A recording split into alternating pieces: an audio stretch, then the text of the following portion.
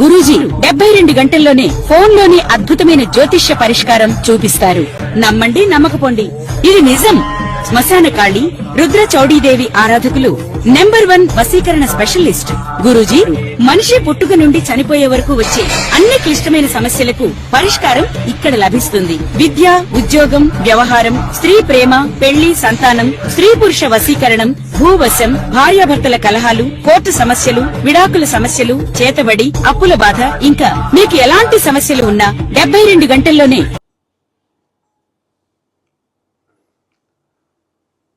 ఈ పరాభవ నామ సంవత్సరంలో సింహరాశిలో జన్మించినటువంటి వారికి ఏ విధంగా ఉండబోతుందో తెలుసుకుందాం. ఈ రాశి వారికి ఆదాయం 5, వ్యయం 5, రాజ్యపూజ్యం 7, అవమానం 7.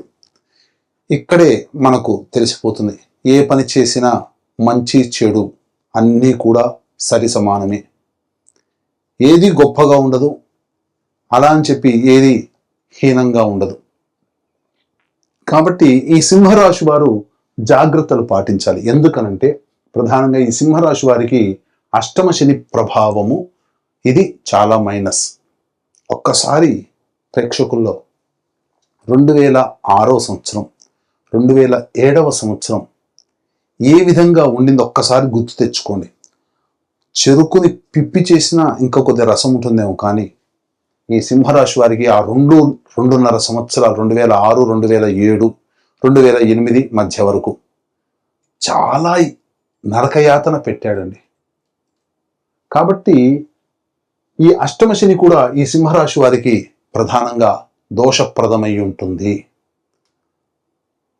పైపెచ్చు ఈ యొక్క శని తన సొంత నక్షత్రములో సంచారం చేస్తున్నట్టు ఈ సమయంలో కూడా చాలా ఇబ్బందులు ఎదుర్కోవాల్సినటువంటి పరిస్థితి వస్తుంది. కాబట్టి శని ప్రభావాన్ని తక్కువగా అంచనా వేయకండి.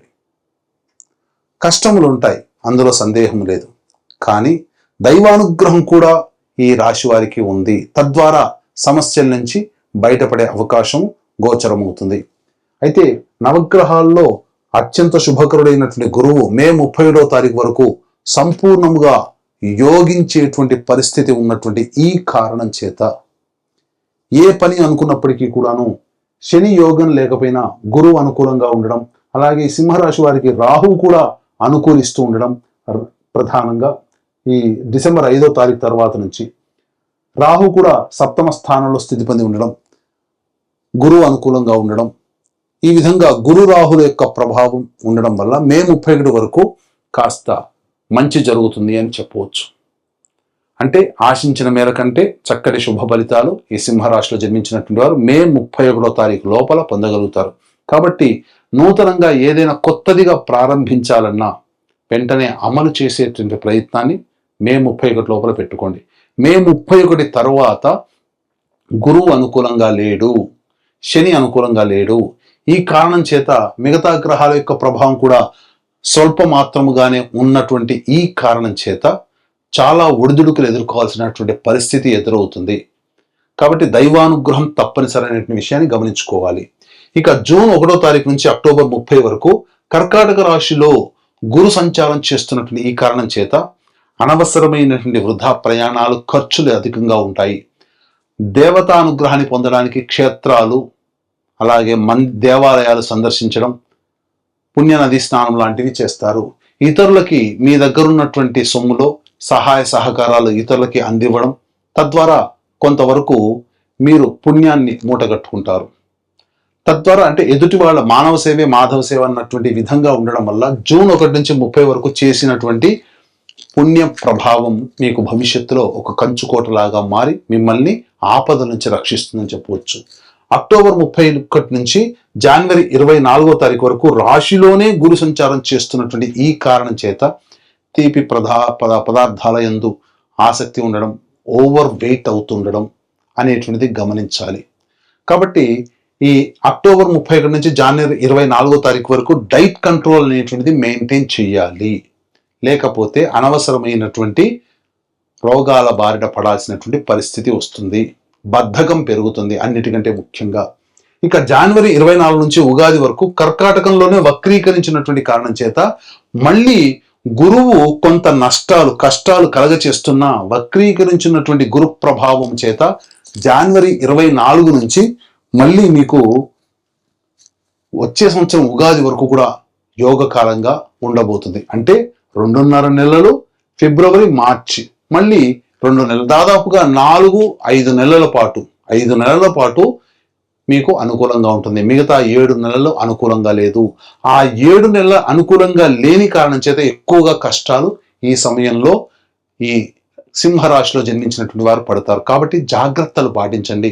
అన్నిటికంటే ముఖ్యంగా దైవానుగ్రహం తప్ప మమ్మల్ని రక్షించేది ఏది లేదనేటువంటి మాటకి ఫిక్స్ అయిపోండి. దైవానుగ్రహాన్ని పొందే ప్రయత్నం చేయండి. దాన కార్యక్రమాలు, మీకు తోచినంత మీ శక్తి కలిగినటువంటి పుణ్య కార్యక్రమాలు చేయండి. దేవతా పూజల్లో మీరు అందరూ కూడాను మీకు అవకాశం చిక్కినప్పుడల్లా దేవాలయ సందర్శనం చేసుకునే ప్రయత్నం చేయండి. అవన్నీ కూడా మీకు లభిస్తాయి, యోగాన్ని కలగచేస్తాయి. అంతేకాకుండా ఈ యొక్క సింహరాశితో పాటుగా 12 రాశులలో జన్మించినటువంటి వారికి ప్రధానంగా గుర్తుపెట్టుకోండి, ఏ వ్యక్తికైనా మంచి చెడు జరగాలన్నా, సుఖము దుఃఖము, యోగము అవయోగము, లాభము నష్టము, ఇలా ఏది జరగాలన్నా నవగ్రహాల యొక్క అనుగ్రహం ఆగ్రహం వల్లనే కలుగుతాయి.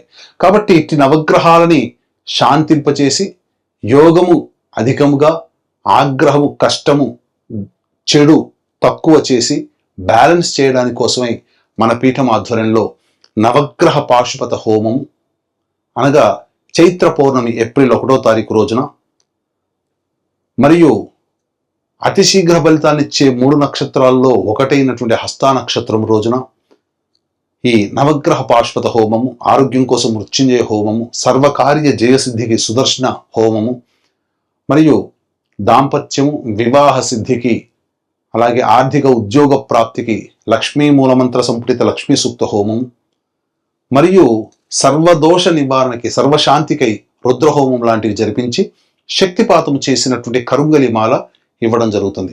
ఈ కార్యక్రమంలో పాల్గొనదలిచినటువంటి వాళ్ళు, అవకాశం ఉన్నటువంటి వాళ్ళు, గోత్రనామాదులు నమోదు చేసుకోదలిచినటువంటి వాళ్ళు ఏప్రిల్ 1వ తారీఖు మధ్యాహ్నం 3 గంటల లోపల మీరు నమోదు చేసుకునే ప్రయత్నం చేయండి. తద్వారా అన్ని విధాలుగా దైవానుగ్రహం మీకు ఈ సంవత్సరం అంతా తోడుగా ఉంటుందని చెప్పవచ్చు. ఇక గమనించుకున్నట్లయితే చాలా మందికి ఎప్పుడు మనం ఉద్యోగం ప్రయత్నం ప్రారంభం చేసుకోవాలి, నిరుద్యోగస్తులకి ఉద్యోగం ఎప్పుడు లభిస్తుంది, అలాగే ఇక ఉన్న ఉద్యోగంలో ప్రమోషన్స్ ఏమైనా ఉంటాయా, లేదా కొత్త సంస్థలో ఉద్యోగం ప్రయత్నం చేస్తే ఎప్పుడు చేసుకోవాలనేటువంటి ఆలోచన ఉంటుంది. కాబట్టి ఈ సంవత్సరం 18 అక్టోబర్ నుంచి 16 నవంబర్ మధ్య కాలము అనుకూలమైనటువంటి కాలము. అలాగే 15 మే నుంచి 16 జూలై వరకు ఉన్నటువంటి కాలము అనుకూలమైనటువంటి కాలము. మరియు వచ్చే సంవత్సరం 14 జనవరి నుంచి 12 ఫిబ్రవరి మధ్య ఉన్నటువంటి కాలం అనుకూలం. ఈ చెప్పినటువంటి సమయాల్లో నిరుద్యోగస్తులకి ఉద్యోగం చేస్తున్నటువంటి వాళ్ళకి ప్రమోషన్స్, లేదా వేరే సంస్థల్లో పనిచేయాలనుకునేటువంటి వాళ్ళకి బదిలీకి అనుకూలమైనటువంటి సమయంగా చెప్పవచ్చు. ఇక ప్రధానంగా ఈ సింహరాశిలో జన్మించినటువంటి వారికి శని ప్రభావము, ఏలిన నాటి శని ప్రభావము, దీంతో పాటుగా 2 ఏప్రిల్ నుంచి 10 మే మధ్య ఈ సంవత్సరం మధ్యకాలంలో కుజస్థితి ప్రభావం, శని కుజ యొక్క ప్రభావం ఉండడం వల్ల అనారోగ్య సమస్యలు ఎక్కువగా అవుతాయి. ఆపరేషన్స్ జరగాల్సినటువంటి పరిస్థితి ఏర్పడుతుంది. శరీరంలో బలహీనం అనేటువంటిది కలుగుతుంది. ఐరన్ స్థాయి నిల్వలు తగ్గిపోతాయి. అంతేకాకుండా చర్మ సంబంధమైనటువంటి వ్యాధులతో ఇబ్బందులు పడాల్సినటువంటి పరిస్థితి వస్తుంది. 11 మే నుంచి అలాగే 19 జూన్ వరకు ఉన్నటువంటి కాలము, 19 జూన్ వరకు ఉన్నటువంటి కాలము, ఇది చాలా మటుకు మీకు చేస్తున్నటువంటి వృత్తి ఉద్యోగ వ్యాపారాలలో చెయ్యని పనికి అవమానాలు పడడం, నేరం మోపడం, తద్వారా కొన్ని చర్చలు దాని మీద జరగడం, లేదా ఆస్తి సంబంధమైనటువంటి వ్యవహారాల్లో చర్చలు జరిగి వాదనలు జరగడం అనేటువంటిది మీకు కలుగుతాయి. ఇక 20 జూన్ నుంచి 1 ఆగస్టు వరకు ఉన్నటువంటి ఈ సమయం ఏదైతే ఉంటుందో, ఈ సమయంలో అతి ఆత్మవిశ్వాసము పనికిరాదు, అది గుర్తుపెట్టుకోండి ముఖ్యంగా. అంతేకాకుండా గృహంలో మరమ్మత్తులు, అలాగే గృహంలో చోర భయం, అంటే వస్తువులు, విలువైన వస్తువులు, ఆభరణాలు దొంగిలించబడడం కానీ, లేకపోతే వాహన ప్రమాదాలు జరగడం కానీ లాంటివి జరుగుతాయి. ఉద్యోగంలో కాస్త ఒడిదుడుకులు ఎదుర్కొనేటువంటి సమయం ఆసన్నమవుతుందని చెప్పవచ్చు ఆ సమయంలో. ఇక 1 ఆగస్టు నుంచి 17 సెప్టెంబర్ మధ్యకాలం ఏదైతే ఉంటుందో ఈ సమయం అన్ని విధాలుగా అన్ని రంగాలలో ఉన్నటువంటి వాళ్ళకి యోగ్యమైనటువంటి కాలము. అంటే మీకు చెప్పొచ్చేది ఏంటంటే గురువు అనుకూలంగా ఆ సమయంలో మీకు ప్రధానంగా లేకపోయినప్పటికీ కుజుడు అనుకూలంగా ఉండడం మీకు ఒకంత యోగాన్ని కలగచేస్తుంది అని చెప్పవచ్చు. ఇక 18 సెప్టెంబర్ నుంచి 11 నవంబర్ మధ్య ఉన్నటువంటి ఈ కాలం ఏదైతే ఉంటుందో అనవసరమైనటువంటి ప్రయాణాలు జరుగుతాయి. అంతేకాకుండా ప్రధానంగా ఈ సమయంలో దంపతుల మధ్య విభేదాలు వచ్చేటువంటి అవకాశము గోచరమవుతుంది. కాబట్టి జాగ్రత్తలు పాటించండి. రుణగ్రస్తులు అయ్యేటువంటి అవకాశం ఉంటుంది. ఇతరుల వల్ల డబ్బులు తీసుకొని చెల్లించలేని పరిస్థితి కానీ, లేదా మీ దగ్గర డబ్బులు తీసుకున్న వాళ్ళు చెల్లించలేని పరిస్థితి కానీ మీకు ఏర్పడుతుంది. కాబట్టి జాగ్రత్తగా నియమాన్ని పాటించండి. అవసరం ఉంటే తప్ప మీ డబ్బుల్ని ఎదుటి వాళ్ళకి ఇవ్వకండి. అన్నిటికంటే మించి ఈ సమయంలో 18 సెప్టెంబర్ నుంచి 11 నవంబర్ మధ్యకాలం ఏదైతే ఉంటుందో ఈ సమయంలో మీ శక్తికి మించి మీరు ప్రయత్నం చేస్తేనే ఆశించిన మేర శుభ ఫలితాలు పొందుతారని గమనించుకోవాలి. ఇక అన్నిటికంటే కీలకం 12 నవంబర్ నుంచి 8 మార్చి వరకు ఏదైతే ఉంటుందో ఇది చాలా కీలకం అండి. ఎందుకనంటే ఈ సమయం ఏదైతే ఉంటుందో ఈ సమయంలో ప్రధానంగా యోగమా అవయోగమా అంటే అవయోగం ఉంటే దాన్ని యోగంగా ఎలా మార్చుకోవాలో కూడా చెబుతాను. కుజస్తంభన అనేటువంటిది జరగడం, తద్వారా మీరు చేపట్టినటువంటి పనుల్లో ముందుకి కదలకపోవడం అనేటువంటిది జరుగుతుంది. దీన్ని దేవతానుగ్రహంతో అన్ని విధాలుగా అవయోగాన్ని సైతం యోగంగా మార్చుకోవచ్చు. అందుకనే ఇక్కడ దేవతానుగ్రహంతో పాటుగా సంకల్ప బలం అనేటువంటిది ఎక్కువగా ఈ 12 నవంబర్ నుంచి 8 మార్చి వరకు మీకు తోడై ఉండాలి. ఇది గుర్తుపెట్టుకోండి. ఇటు ఈ సమయంలో కూడా గురువు మీకు ఏంటంటే జనవరి 24 నుంచి గురువు కర్కాటకంలో వక్రీకరించినట్టు కారణం చేత ఆ సంకల్ప ప్రభావం యొక్క ఫలితము ఫిబ్రవరి మార్చిలో మీరు అద్భుతంగా చూస్తారు. దైవానుగ్రహాన్ని పొందే ప్రయత్నం గట్టిగా చేయండి. ఇక ఈ యొక్క సింహరాశిలో జన్మించినటువంటి విద్యార్థులకి జ్ఞాపక శక్తి తక్కువగా ఉండడం, బాగా గొప్పగా చదివిన పరీక్ష సమయంలో కొంత తొందరపాటు నిర్ణయాలు తీసుకొని సరిగ్గా ఆన్సర్ చేయలేకపోవడం కొంత నష్టం ఉంటుంది. కాబట్టి ముందుగానే తల్లిదండ్రులు పిల్లల్ని మానసికంగా గట్టిగా ఉండే విధంగా ప్రిపేర్ చేయండి. స్పాంటేనియస్గా మీరు ఉండాలి ఆ యొక్క ఎగ్జామ్ హాల్లో అనేది గుర్తుపెట్టుకోండి. ఆశించిన మేర శుభ ఫలితాలు ఉంటాయి. సామాన్యమైనటువంటి పరిస్థితులు విద్యార్థులకి ఉంటాయని చెప్పవచ్చు. ఆశించిన మేర విద్యాలయాల్లో మీకు స్థానం లభించాలి, ప్రవేశం లభించాలంటే ఎక్కువగా కష్టపడాలని సూచిస్తుంది. ఈ యొక్క సింహరాశిలో జన్మించినటువంటి రాజకీయ రంగ ప్రముఖ వ్యక్తులు ఎవరైతే ఉంటారో వారు అవమానాలు ఎదుర్కోవాల్సినటువంటి పరిస్థితి వస్తుంది. ఖర్చు డబ్బు పాయే పదవి పాయే అన్నట్టుగా ఉంటుంది. పార్టీ పెద్దల దృష్టిలో పడకపోవడం, ఆ పెద్దల దృష్టిలో పడడం కోసం చేర్చినటువంటి ప్రయత్నాలన్నీ కూడా వృధా అవ్వడం ఒకంత నిరుత్సాహాన్ని గురి చేస్తాయి.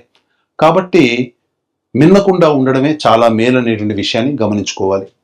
ఈ రాశిలో జన్మించినటువంటి కళారంగంలో ఉన్నటువంటి వాళ్ళు, నటులు, electronic and printing media, social media, 24 ఫ్రేమ్స్లో ఉన్నటువంటి వాళ్ళు, వీళ్ళందరూ కూడా అంది వచ్చినటువంటి అవకాశాన్ని వినియోగించుకోలేకపోతారు. తద్వారా నష్టములు అనేటువంటివి జరుగుతాయి. కాబట్టి సంయమనం పాటించండి. ప్రజలలో ఆదరణ ఏమాత్రము తగ్గదు. అవకాశాలు వస్తాయి, అందిపుచ్చుకోండి. అలాగే డబ్బుల విషయంలో మాత్రం నిర్మోహమాటంగా ఉండే ప్రయత్నం చేయండి. ఎందుకంటే నష్టము ఆ విధంగా అక్కడ డబ్బు పరంగా ఉండబోతుంది కాబట్టి. ఇక ఈ రాశిలో జన్మించినటువంటి రైతులు ఎవరైతే ఉన్నారో 2 పంటలు కూడాను సాధారణంగా ఉంటాయి. మొదటి పంట కంటే రెండవ పంట మీద కొంత ఆశ ఎక్కువగా పెట్టుకోవచ్చు. ఆ సమయంలో మీకు అధిక దిగుబడి రాబడి అనేటువంటిది పొందే అవకాశం ఉంటుంది. కౌలుదారులకు మాత్రం కష్టంగానే చెప్పవచ్చు. ఈ రాశిలో జన్మించినటువంటి క్రీడాకారులు ఎవరైతే ఉంటారో ఆ క్రీడాకారులకి ఆశాభంగం అనేటువంటిది కలుగుతుంది. ఆశించిన మేర స్థాయిలో మీ ప్రదర్శనని చూపించలేకపోవడం కావచ్చు, మీ ప్రదర్శన ఇతరుల దృష్టికి పొందలేకపోవడం వల్ల అవకాశాలని మీరు పొందలేకపోతారు. భవిష్యత్తుకి మార్గాన్ని సుగమం చేసుకోలేకపోతారు. ఇక ఏతావాత ఈ రాశిలో జన్మించినటువంటి వారికి మే 31వ తారీఖు వరకు, అలాగే జనవరి 24 నుంచి ఉగాది వరకు, అనగా ముఖ్యంగా ఫిబ్రవరి మార్చి సమయం ఇది చాలా అనుకూలం. అనగా ఏతావత 5 నెలలు మీకు అనుకూలంగా ఉంటుంది, మిగతా 7 నెలలు అనుకూలంగా ఉండదు. కాబట్టి దైవానుగ్రహాన్ని పొందే ప్రయత్నం చేయాలి. అలాగే ఈ రాశిలో జన్మించినటువంటి స్త్రీలు ఎవరైతే ఉన్నారో ఆ స్త్రీలకి గతంలో కంటే కూడా గౌరవ మర్యాదలు తగ్గుతాయి. ముఖ్యంగా జీవిత భాగస్వామితో పొరపచ్చాలు వచ్చే అవకాశం ఉంటుంది. సంబంధ బాంధవ్యాలు ఇబ్బందులు పాలవుతారు. ప్రేమికుల మధ్య అవమానాలు, అనుమానాలతో అవమానాలు ఎదుర్కోవాల్సినటువంటి పరిస్థితి వస్తుంది. దూరం జరిగేటువంటి అవకాశం ఉంటుంది. కాబట్టి జాగ్రత్తలు పాటించండి. మీ విలువైన వస్తువుల్ని కోల్పోవలసినటువంటి పరిస్థితి వస్తుంది.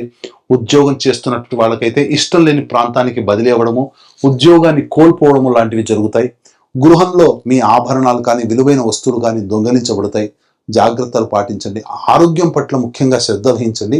గర్భ సంబంధమైనటువంటి అనారోగ్య సమస్యలు ఈ యొక్క సింహరాశిలో జన్మించినటువంటి మహిళలకు ఉండేటువంటి అవకాశం ఉంది. కాబట్టి జాగ్రత్తలు పాటించండి. అన్నిటికంటే ముఖ్యంగా ఈ సింహరాశిలో జన్మించినటువంటి వాళ్ళకి దైవానుగ్రహమే దిక్కు. కాబట్టి ఇట్టి దైవానుగ్రహం అందరికీ లభించాలి అనే సదుద్దేశము.